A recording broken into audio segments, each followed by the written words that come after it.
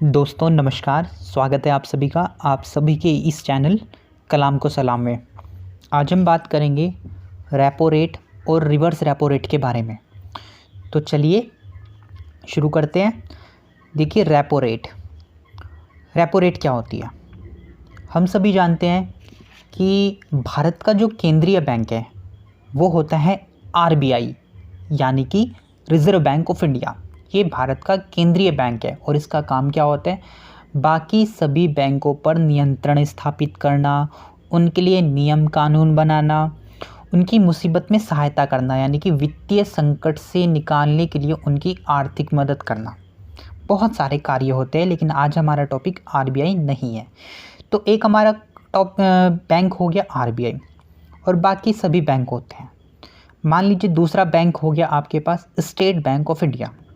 अब देखिए repo rate को समझने के लिए हम क्या करते हैं। मान लीजिए स्टेट बैंक ऑफ इंडिया के पास पैसों की कमी है। स्टेट बैंक ऑफ इंडिया के पास पैसों की कमी है क्योंकि उसे लोगों को लोन देना है, लोगों को कर्ज देना है, ऋण देना है, डेट देना है, और उसके पास तो पैसा नहीं है। अब वो क्या करेगा? अब वो ये करेगा कि वो आरबीआई के पास जाएगा और उससे पैसे लेगा, यानी कि state bank of India RBI से कुछ पैसे उधार लेगा ताकि उस उधार लिए धन को वो लोगों को लोन दे सके। अब जैसे ही आरबीआई बैंक को, यानी कि स्टेट बैंक ऑफ इंडिया को पैसे उधार देगा, तो जाहिर सी बात है कुछ ना कुछ वो अपने पास कुछ जमानत के तौर पर कुछ चीज़ें रखेगा, और वो जो जमानत के तौर पर कुछ चीज़ें रखी जाती है उसको हम बोलते हैं सरकारी प्रतिभूतियाँ, यानी कि गवर्नमेंट सिक्योरिटीज़। इनको आरबीआई अपने पास रख लेगा, जो स्टेट बैंक ऑफ इंडिया ने एक तरह से जमानत के तौर पर, सिक्योरिटी के तौर पर रखी है कि हाँ आप मुझे पैसे दे दो, इतना आप ये सरकारी प्रतिभूतियाँ रख लीजिए, गवर्नमेंट सिक्योरिटीज़ रख लीजिए, और जब मेरे पास पैसे होंगे मैं आपके ब्याज सहित पैसे लौटा दूंगा। आई होप आपको इतनी बातें समझ में आ गई होगी। अब स्टेट बैंक ऑफ इंडिया ने जितने पैसे आरबीआई से उधार लिए हैं वो उतने तो देगा ही, साथ में जो अभी हमने बात की कि कुछ ब्याज भी देगा। तो वो जो ब्याज देगा, जिस दर पर वो ब्याज देगा उसी दर को हम बोलते हैं रेपो दर, यानी कि रेपो रेट। चलिए फिर से बात करते हैं। हमने क्या बताया आपको? हमने आपको यह बताया है कि आरबीआई जब अन्य बैंकों को, जैसे हमने अभी उदाहरण स्टेट बैंक ऑफ इंडिया का लिया है, तो आरबीआई जब स्टेट बैंक ऑफ इंडिया को पैसा उधार देगा तो बदले में वो अपने पास गवर्नमेंट सिक्योरिटीज़ रख लेगा, यानी कि सरकारी प्रतिभूतियाँ रख लेगा, और जो पैसा उधार देगा उससे वो ब्याज के रूप में वापस लेगा, और वो जो ब्याज वो वापस लेगा, मूलधन के साथ जो ब्याज वापस लेगा, तो जिस दर पर वो ब्याज लेगा उसी दर को हम बोलते हैं रेपो दर, यानी कि रेपो रेट। तो ये तो हुई आपकी रेपो रेट के बारे में। अब हम बात करते हैं रिवर्स रेपो रेट के बारे में। देखिए वैसे तो नाम से ही स्पष्ट है, रिवर्स रेपो रेट, यानी कि रेपो रेट का उल्टा। अभी रेपो रेट का उल्टा मतलब क्या है? यानी कि जब जो अभी हमने आरबीआई और स्टेट बैंक ऑफ वाला जो हमने एग्जाम्पल लिया, उनको ठीक उल्टा कर लीजिए, उनके भी जो काम हुआ है उसको उल्टा कर लीजिए। उल्टा कहने का मतलब क्या है? उल्टा कहने का मतलब ये है, अब मान लीजिए स्टेट बैंक ऑफ इंडिया के पास पैसे ज़्यादा है, स्टेट बैंक ऑफ इंडिया के पास अधिक धन है, और कोई उसके पास पैसे उधार लेने, यानी कि लोन के लिए भी लेने नहीं आ रहा है।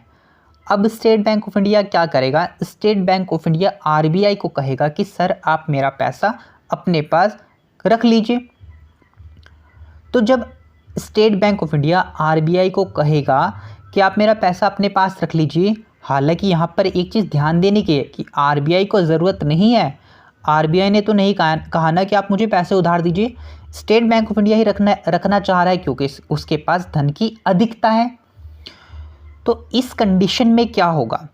आरबीआई भी अपनी कुछ गवर्नमेंट सिक्योरिटी बैंक के पास रखेगा, स्टेट बैंक ऑफ इंडिया के पास रखेगा। जैसे पिछले केस में हमने देखा कि स्टेट बैंक ऑफ इंडिया ने रखी थी गवर्नमेंट सिक्योरिटीज़, इसी प्रकार आरबीआई यहाँ पर कुछ गवर्नमेंट सिक्योरिटीज़ को बैंक के पास रख देगा।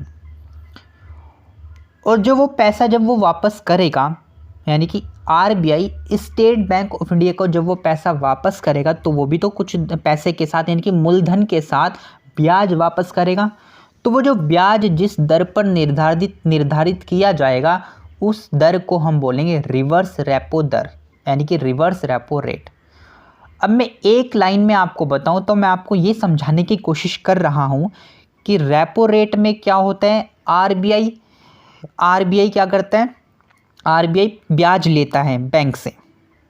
रेपो रेट में RBI state bank of India से ब्याज लेगा और रिवर्स रेपो रेट में state bank of India RBI से ब्याज लेगा। तो ये है आपका रेपो रेट और रिवर्स रेपो रेट। एक बात जो ध्यान देने की है प्यारे विद्यार्थियों, वो यह है कि रेपो रेट हमेशा रिवर्स रेपो रेट से ज़्यादा होती है। अब इसका क्या मतलब है, इसका मतलब ये है, देखिए जब बैंक को पैसों की कमी थी तो उसने रेपो रेट पर, रेपो दर पर उसने आरबीआई को पैसा वापस किया था।